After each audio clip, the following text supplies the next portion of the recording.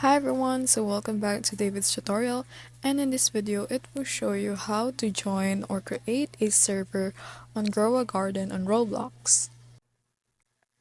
Hi, so let me show you how to create or join a server on your Roblox Grow A Garden. So you wanna first make sure go and open your Roblox.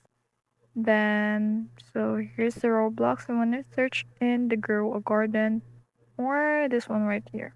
So you just press on that one and just want to scroll in a little bit, then on the last corner you want to see or you'll see the server section.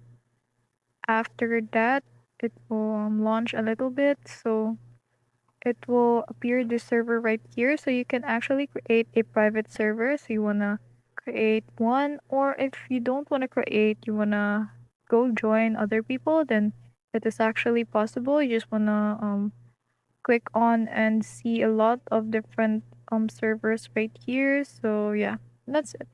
If you want to create a server, you just want to go create it, put on your server name and just want to buy a server, and that's all.